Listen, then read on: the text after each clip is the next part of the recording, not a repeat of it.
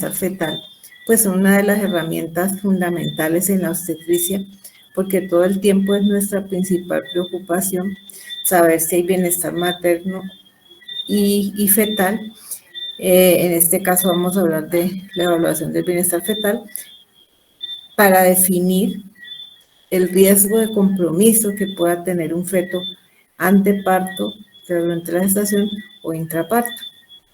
Entonces, toda esa serie de procedimientos que nosotros vamos a utilizar para evaluar la bienestar, para evaluar la salud del feto durante el embarazo y durante el parto, es lo que nosotros llamamos en general pruebas de bienestar fetal.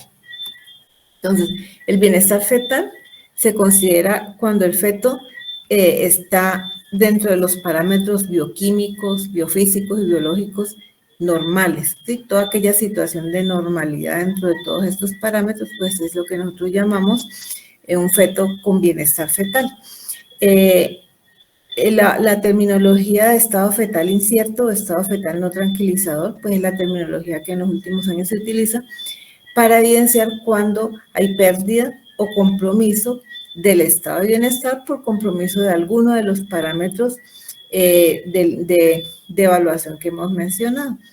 No, anteriormente se utilizaba mucho una palabra de sufrimiento fetal, pero pues en los últimos años se prefiere hablar de un estado fetal incierto o un estado fetal no tranquilizador cuando evidenciamos que alguno de estos parámetros se encuentra perdido o comprometido. Las pruebas para evaluar el bienestar fetal pues pueden ser anteparto o pueden ser intraparto. Las pruebas anteparto pues básicamente lo que tratan es de identificar aquellos fetos que tienen un riesgo aumentado, sea porque una condición materna, una condición fetal, que podrían resultar en comprometer cualquiera de sus parámetros de vitalidad, de bienestar, perdón, y llevarlos a tener mucho más riesgo de muerte o compromiso durante el trabajo de parto y el parto. Y pues las pruebas de bienestar intraparto, que básicamente lo que nosotros utilizamos pues es la monitoría fetal y las mediciones de pH, de cuero cabelludo fetal, que pues obviamente no están disponibles ampliamente en nuestro medio, pero que se podrían usar. Estoy viendo que algunos de sus compañeros están queriendo unirse. Vamos a ver si es posible sin que perdamos la presentación.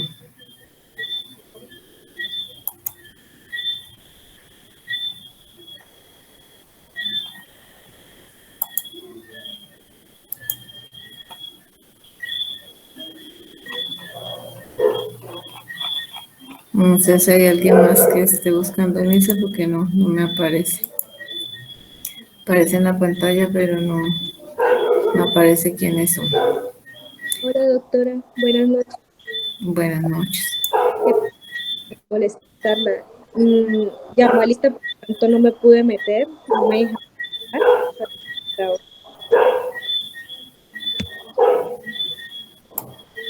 Bueno, vamos a avanzar en la clase y después conversamos. Sí, tomé la fotografía del pantallazo inicial. Bueno, doctora, gracias. ¿Ya les apareció nuevamente la imagen? Sí, señora. Sí, señora. Bueno, entonces, como les estaba diciendo, ¿cierto? El objetivo principal de las pruebas de vigilancia es detectar qué pacientes o qué fetos más bien tienen un riesgo de daño hipóxico durante la gestación, durante el trabajo de parto o durante el parto, con el fin de disminuir la mortalidad perinatal. Entonces, ustedes siempre van a ver que en todos los textos se dice que ese es el gran objetivo de utilizar las diferentes pruebas de vigilancia de parto, disminuir mortalidad perinatal, evitar, por supuesto, las complicaciones derivadas del daño hipóxico que se puede generar en algunos pacientes lo más temprano que se pueda para tratar de intervenir oportunamente y prevenir las complicaciones. De otro lado, también el tener unas pruebas de bienestar fetal que nos aseguren que el feto está dentro de los parámetros normales, nos ayuda a evitar intervenciones innecesarias, porque no todos los pacientes que tienen condiciones de riesgo pues resultan en daño. Entonces muchas veces si no tenemos una prueba objetiva de vigilancia pues podemos hacer intervenciones que no sean necesarias, aumentar la tasa de cesáreas por ejemplo y de procedimientos que sin tener un soporte objetivo para ello. Obviamente genera una cierta tranquilidad en el equipo tener unas pruebas que nos garantice dentro de lo posible el bienestar fetal. Y por supuesto que también tener una objetivación de este bienestar fetal es un soporte médico legal en algún momento en que se presente algún resultado no esperado o adverso durante el control de la gestación o durante el control del trabajo de parto. Entonces, predecir el bienestar fetal pues nos ayuda a lograr esos diferentes objetivos. ¿Cuáles son entonces esas pruebas de bienestar fetal que nosotros disponemos en la actualidad? Pues lo primero y más sencillo, la evaluación de los movimientos fetales, el monitoreo sea electrónico o auscultatorio de la frecuencia cardíaca fetal, la realización del perfil biofísico, y ya hay otros como el Doppler de la arteria umbilical, de la arteria cerebral media, que ya se utilizan en otros escenarios para pacientes con riesgos específicos como pacientes con restricción del crecimiento intrauterino, y las pruebas como la medición del pH del cuero cabelludo, las electrocardiografías fetales, que tampoco pues se utilizan rutinariamente, sino en casos específicos, pero pues esas son las pruebas de las que disponemos y es bueno que sepamos que se pueden utilizar en casos especiales. Hay una situación y es muy importante, ¿cierto?, que tenerla en cuenta, y es que las pruebas de bienestar fetal no están indicadas a hacerlas rutinariamente para toda la población de gestantes, porque cuando se hacen rutinariamente a todas las poblaciones gestantes, si ustedes a toda la población de embarazadas empezaran a hacerle seriamente pruebas de bienestar fetal ante parto durante la gestación, cabrían muchos pacientes de bajo riesgo, ¿cierto? Y eso lo que haría aumentar es los falsos positivos. Entonces, por esa razón, las pruebas de bienestar fetal tienen unas indicaciones, ¿sí? Tanto las pruebas de bienestar anteparto, ¿sí?, como intraparto. Ustedes ven que la guía de atención del parto del ministerio hace referencia a que la monitoría fetal electrónica se use para pacientes de riesgo y que en pacientes de bajo riesgo podría hacerse la auscultación intermitente de la frecuencia cardíaca fetal y utilizar esa como una prueba de evaluación de bienestar fetal. O sea que en lugares alejados en donde manejen muy bajo riesgo, la auscultación de la frecuencia sin recurrir al monitoreo electrónico porque no está disponible, pues se han hecho los estudios que se han hecho, dicen que pueden resultar similares para este tipo de pacientes.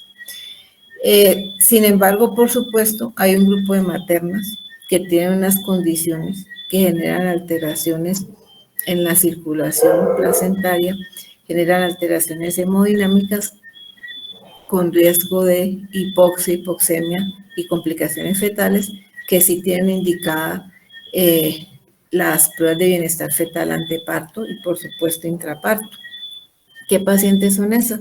Pues las pacientes con los trastornos hipertensivos, las pacientes hipertensas crónicas, son pacientes que tienen riesgo de complicaciones fetales y deben hacerse pruebas de evaluación anteparto. Las pacientes que hacen hipertensión gestacional, preeclampsia, eclampsia, durante sus controles, o sea, anteparto, requieren también pruebas de vigilancia, por supuesto también intraparto. Aquellas pacientes con otro tipo de morbilidades como el síndrome de anticuerpos antifosfolípidos, las pacientes con hipertiroidismo no controlado, las hemoglobinopatías, las pacientes con cardiopatías, con lupus, con patología renal crónica, con diabetes mellitus tipo 1, ¿sí? Todas estas pacientes tienen unas condiciones de morbilidad pregestacionales de riesgo y tienen, por lo tanto, indicación de hacerle pruebas de bienestar fetal anteparto.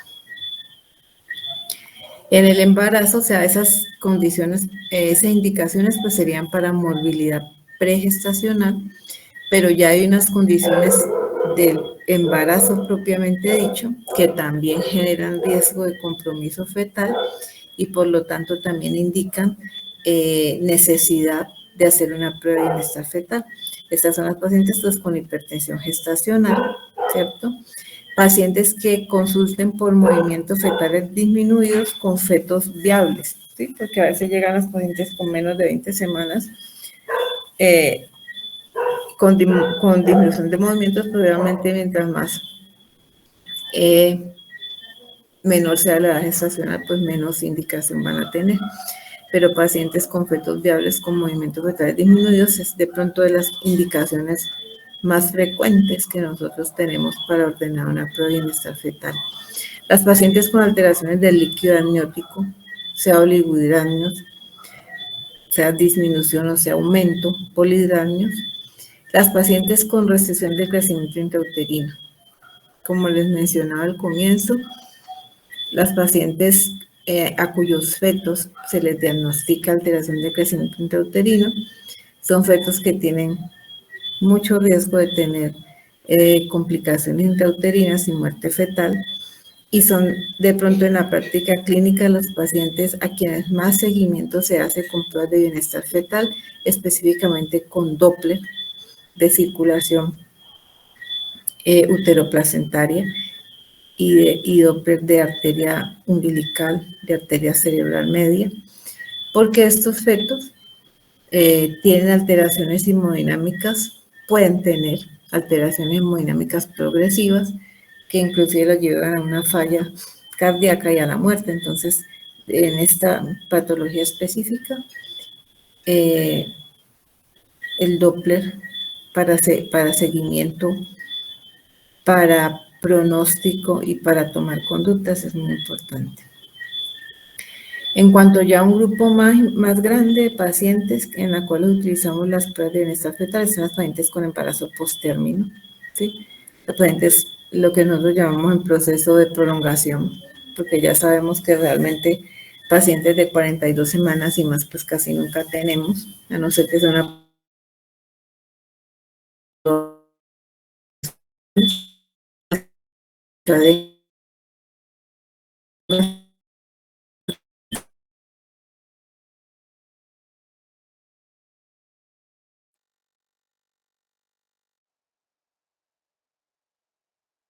que es más frecuente en que pueden tener lo cual genera una serie de complicaciones médicas que los pueden llevar a la muerte, al hidrofetal y a la muerte. Entonces, pacientes, por supuesto, también te indican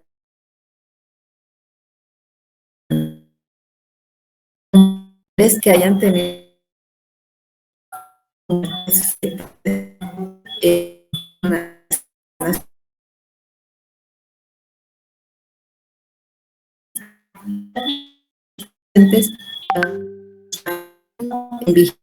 Doctora, ¿se está cortando o es solamente a mí?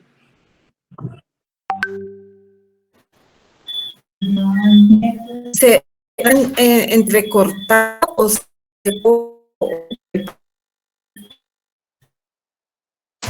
todos los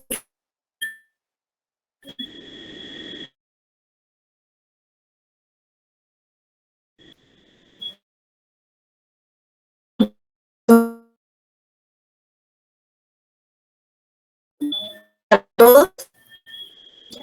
Sí, doctora, se escuchó bien todo hasta la explicación de la restricción de crecimiento intrauterino. Hasta ahí.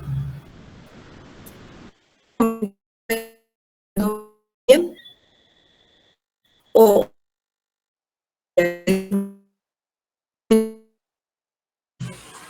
No, doctora, se escucha entrecortada. No se escucha nada, doctora. Dios santo.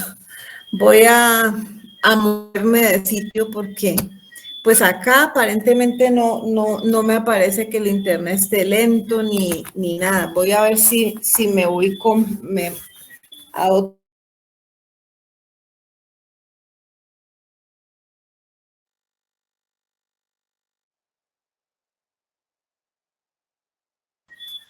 No, tiene que ser algo del internet.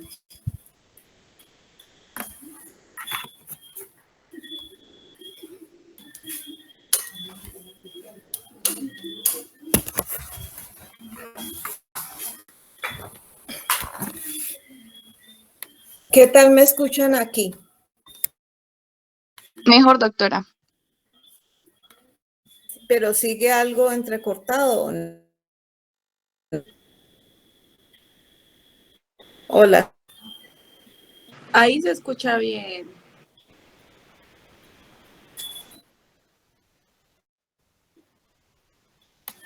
¿Ustedes tienen la cámara de ustedes apagada? Sí, señora. Voy a apagarla a ver si de pronto mejora, porque la verdad es que no, acá no me dicen que haya ningún problema.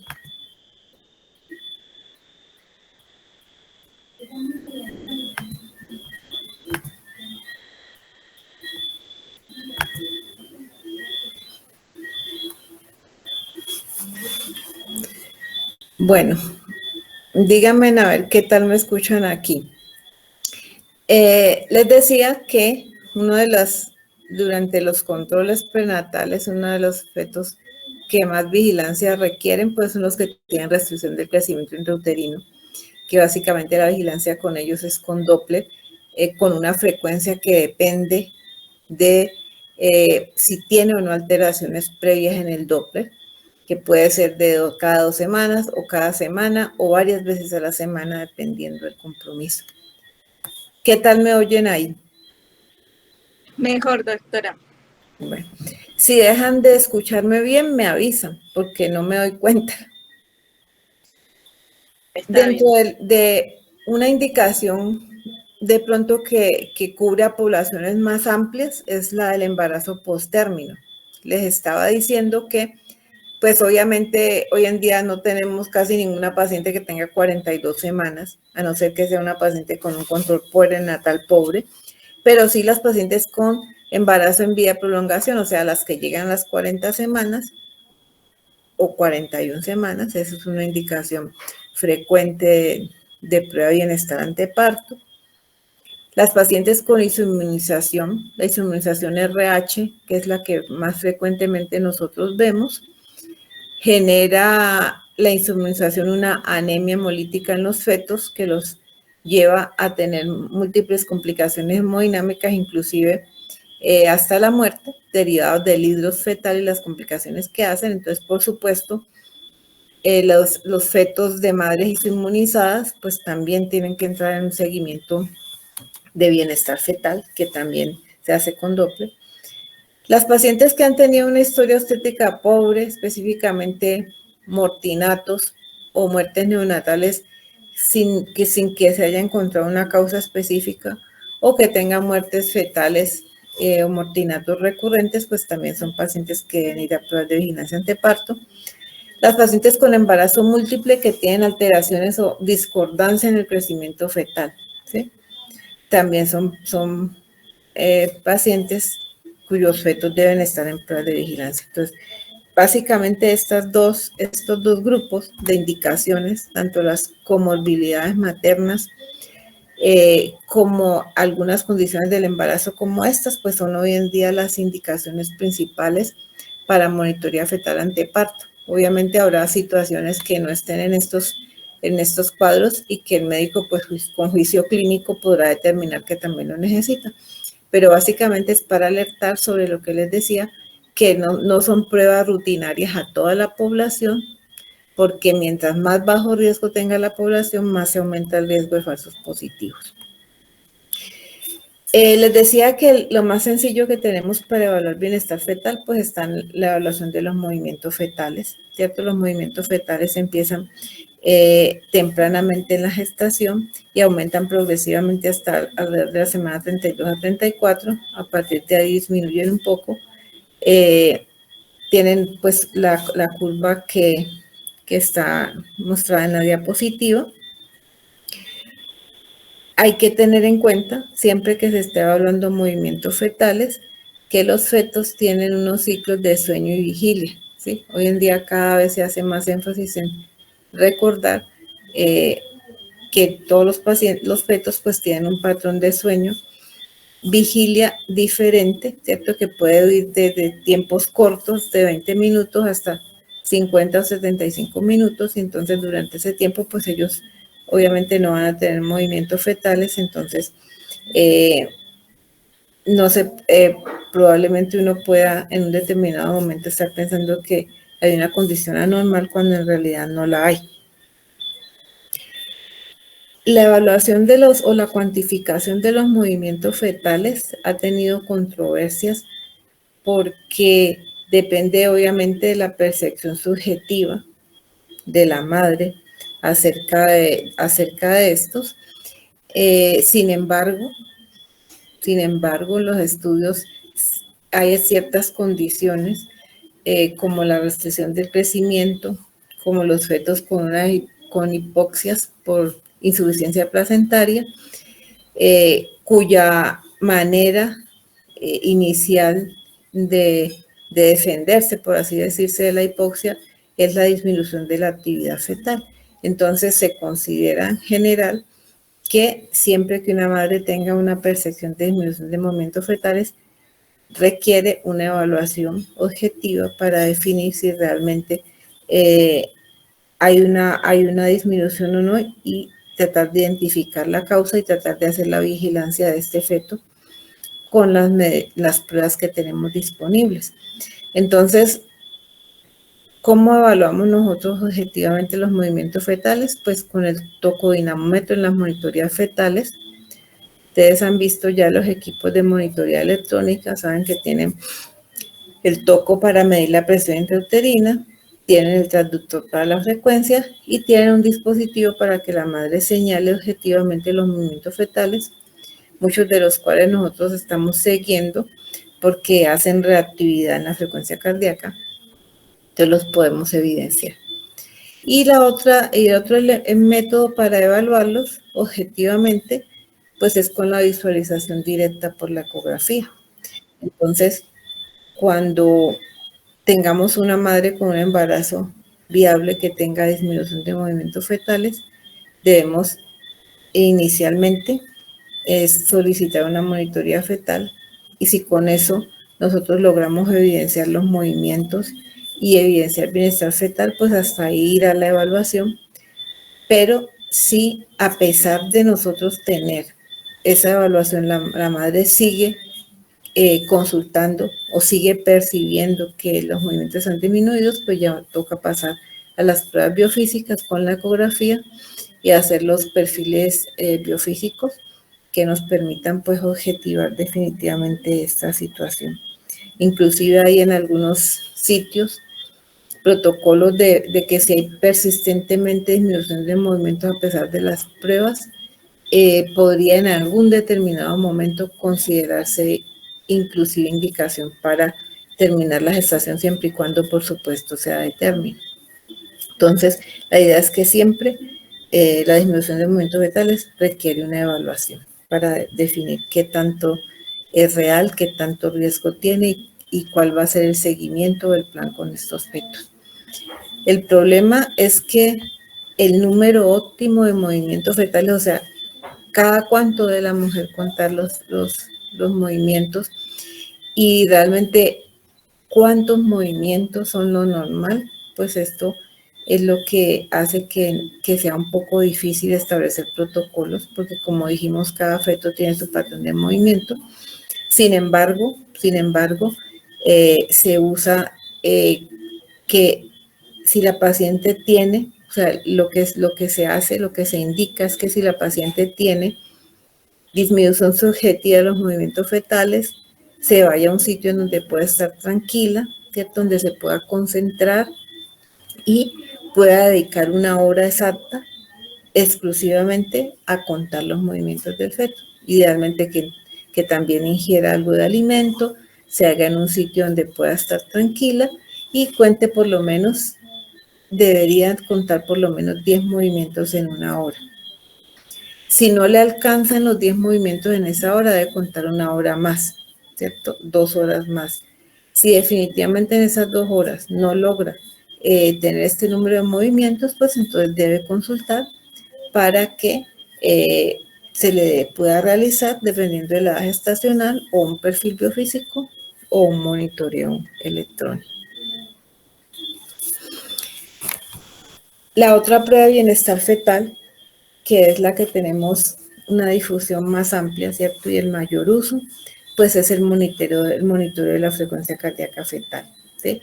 El principio de este tipo de prueba es que se sabe que la frecuencia cardíaca de los fetos se modifica por diferentes condiciones internas y externas, y que identificar patrones anormales de frecuencia cardíaca fetal nos va a ayudar a identificar fetos con riesgo de hipoxia, de acidosis y de compromiso del bienestar fetal.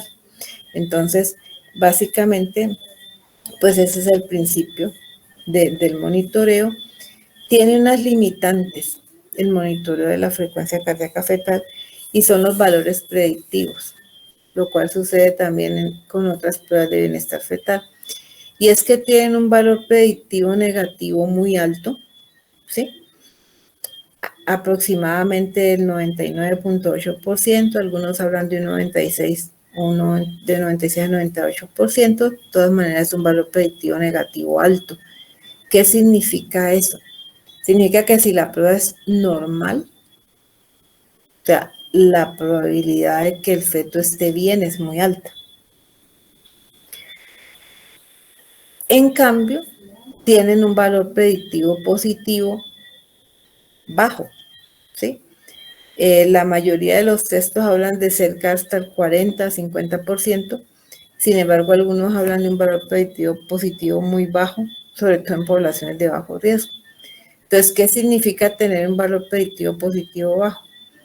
Que si la prueba nos da anormal, la mitad o menos de los fetos estarán verdaderamente comprometidos y los otros serán falsos positivos, ¿sí?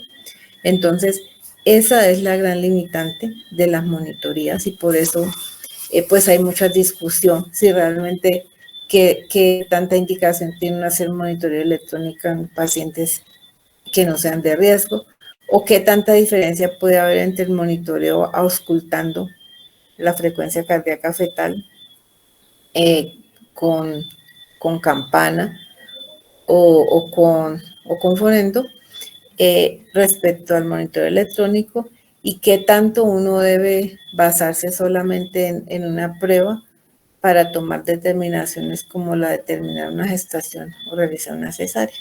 Entonces, pues esa discusión, pues obviamente no ha llegado a unas conclusiones tales que digan que no vamos a usar más el monitoreo. Entonces, se siguen usando, lo que pasa es que cuando uno sabe que tiene un valor predictivo positivo bajo, entonces sabe que tiene que usarlo en pacientes de riesgo, sabe que tiene que hacer una muy buena evaluación, tal vez de otros factores, antes de tomar decisiones. Entonces,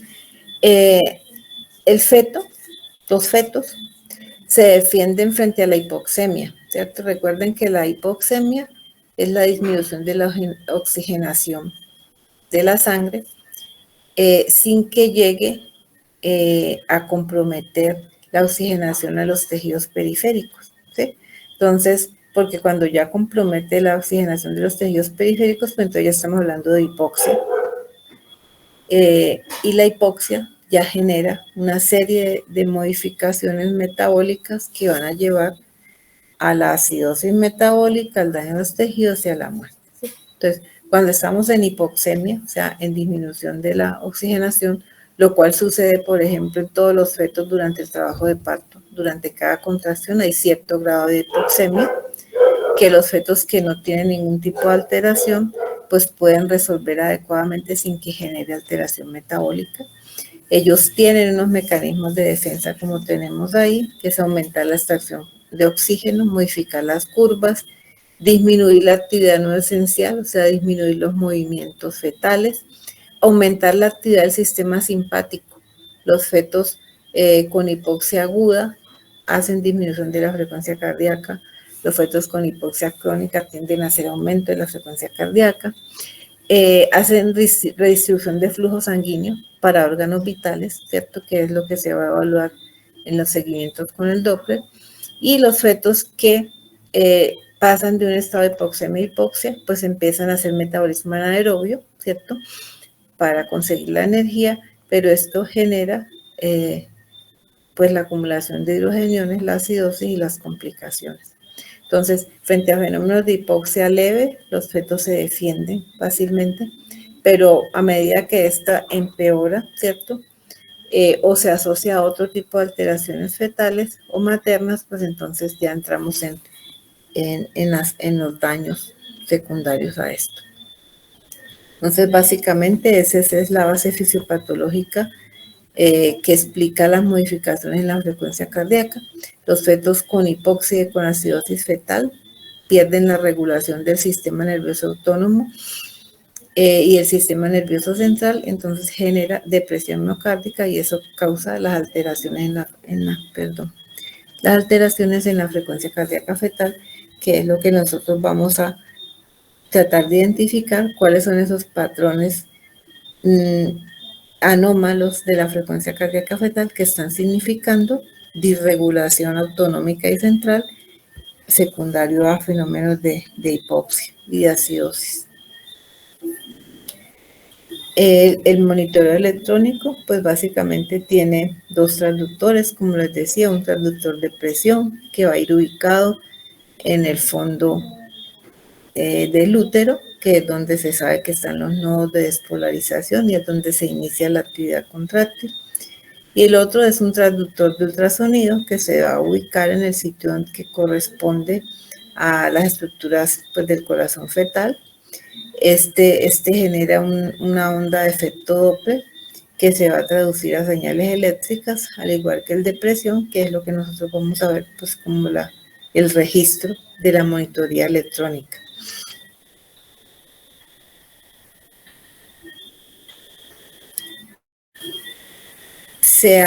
Hace muchos años, año 1969, como tenemos aquí,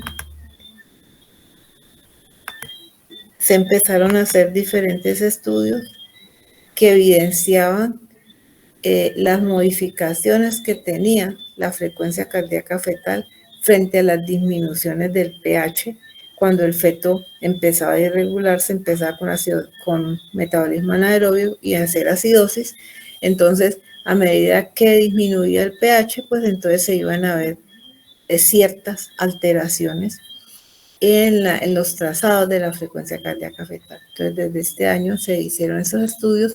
Inicialmente se consideraba que el límite del pH era 7,25 tradicionalmente, pero los estudios más recientes evidenciaron que realmente los fetos logran regularse hasta un pH de 7,25, que los fetos realmente empiezan a tener un compromiso hipóxico con sus complicaciones cuando el pH baja debajo de 7, ¿sí? Entonces, se ha bajado un poco el límite a medida que se conoce un poco más de la fisiología fetal. Entonces, se sabe que no es 7,2 el límite, sino que 7, que de 7 hacia abajo, pues definitivamente los fetos tienen más complicaciones. Entonces, estos fueron como los primeros estudios que evidenciaron la utilidad de los patrones de la frecuencia cardíaca. Entonces, nosotros podemos hacer dos tipos de monitoreo electrónico. Podemos hacer las monitoreos de la frecuencia cardíaca fetal sin estrés, que son las llamadas pruebas de no estrés, o podemos hacer los monitoreos electrónicos de la frecuencia cardíaca con estrés, o sea, frente a las contracciones, lo que llamamos pruebas de tolerancia fetal a las contracciones.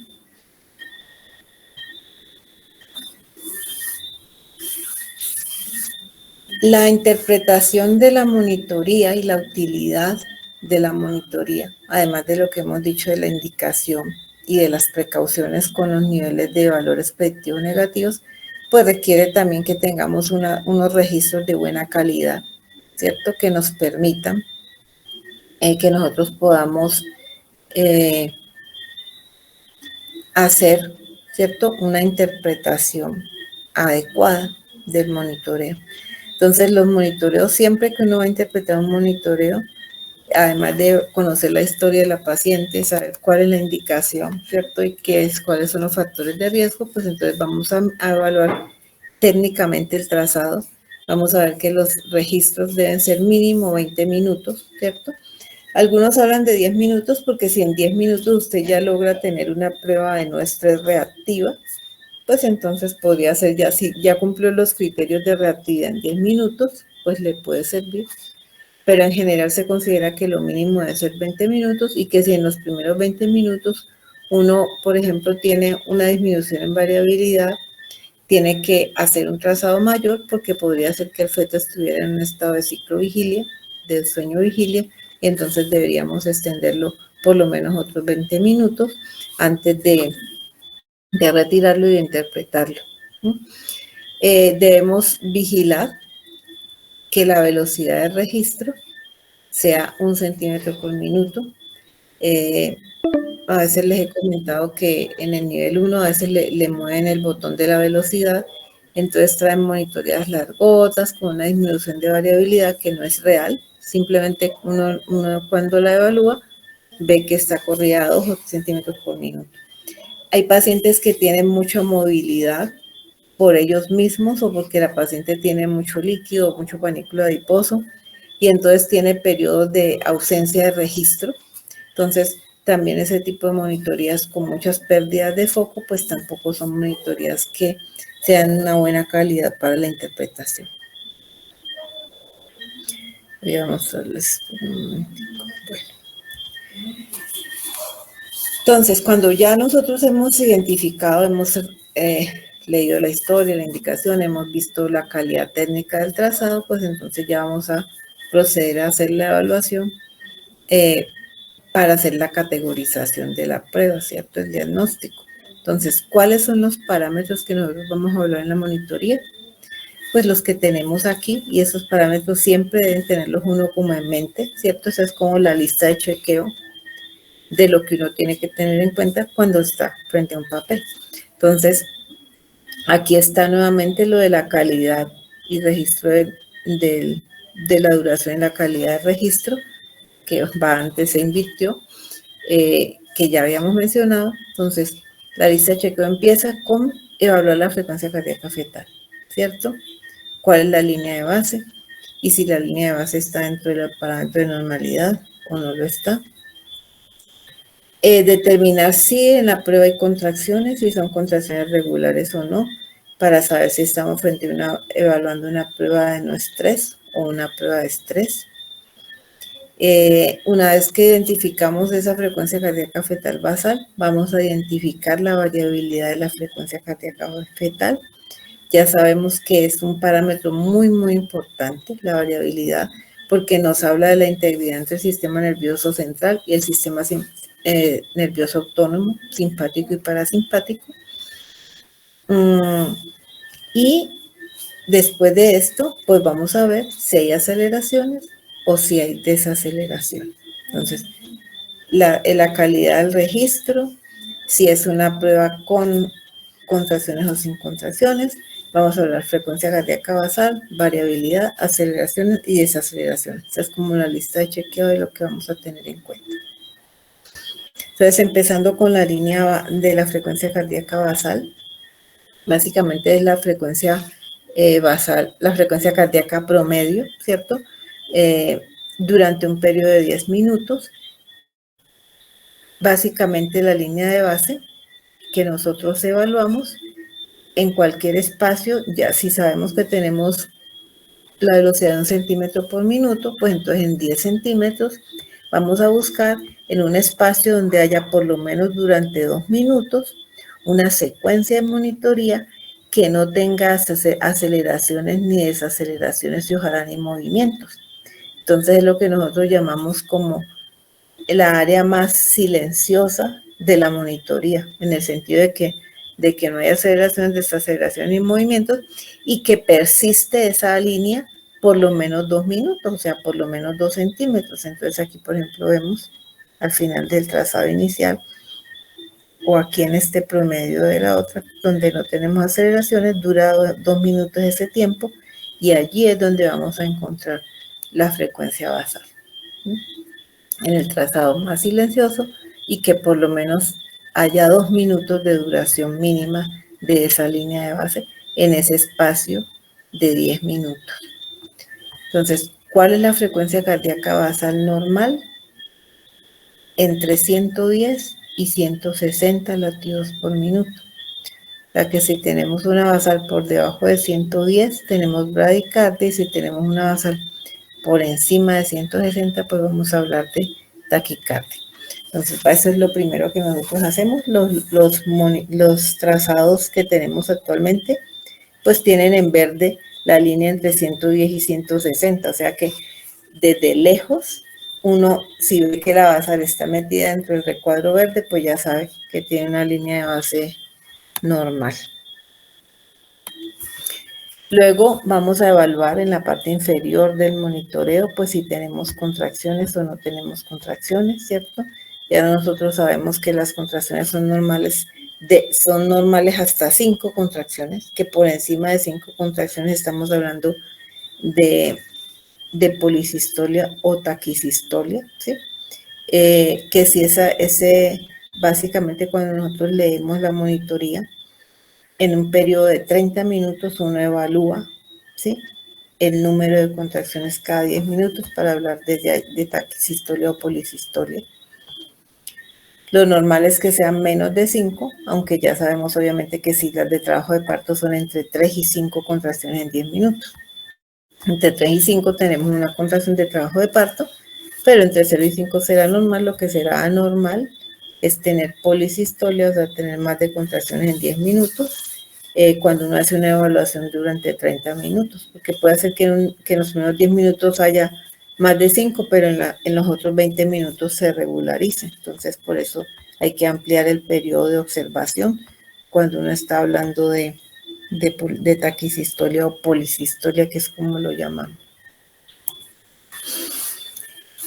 El otro aspecto a considerar es la variabilidad, que les decía que es un parámetro muy importante de evaluación de bienestar fetal y que básicamente la variabilidad son las fluctuaciones de la frecuencia cardíaca basal fetal por encima de la línea de base, ¿sí?, que son variables en amplitud y en frecuencia, ¿cierto?, pero que se ha hecho pues una clasificación para considerar. Hola, ¿me escucho? Sí, señora. Sí, Doc. Bueno, entonces, esas fluctuaciones de la frecuencia cardíaca por encima de la línea de base es lo que nosotros llamamos variabilidad. Ya hemos dicho que es un parámetro muy importante de bienestar porque nos habla de la integración en el sistema nervioso central y el autónomo. Que casi nunca un feto que tenga muy buena variabilidad o una variabilidad normal va a tener un compromiso hipóxico severo. Inclusive puede tener desaceleraciones, pero si la variabilidad está normal, uno sabe que el compromiso es menor que si tiene compromiso de la variabilidad. Entonces, sobre la línea basal que uno ha determinado, ¿cierto?, entonces tiene que haber una fluctuación. Entonces, la mínima fluctuación es entre 0 y 5 latidos. Entonces, si usted le dio una basal de 120, entonces lo mínimo, y ve que no aumenta sino a 125, entonces se mantiene entre 120 y 125, o sea, es una variabilidad mínima. Si no se modifica y parece una línea, pues tenemos una variabilidad ausente. ¿Cuál es la variabilidad normal entonces? Entre 6 y 25 latidos. O sea, que sobre la basal uno encuentre espacios en donde la frecuencia aumente entre 6 y 25 latidos. Eso es irregular, pues sí es variable a lo largo del trazado, pero se puede evidenciar inclusive sin contar, uno ya puede evaluar cuando tiene una variabilidad dentro de lo normal. Si uno ve que hay un poco de disminución, pues entonces la cuantifica. Aquí en la gráfica vemos unos ejemplos claros de una línea de base. Mientras más recta sea la línea del gráfico de la frecuencia cardíaca, pues más disminuida o hasta ausente puede ser, y una variabilidad ausente es muy ominosa.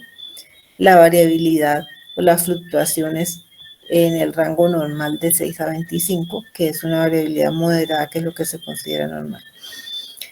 Por encima de 25 latidos por minuto, como es el ejemplo acá del extremo, pues entonces vamos a tener una variabilidad aumentada, que se cree que los fetos, cuando están sometidos a una hipoxia, al comienzo pueden generar estas fluctuaciones exageradas de la frecuencia mientras se logran el mecanismo compensatorio, ¿cierto? O se desregulan y pasan a taquicardia o a bradicardia. Entonces,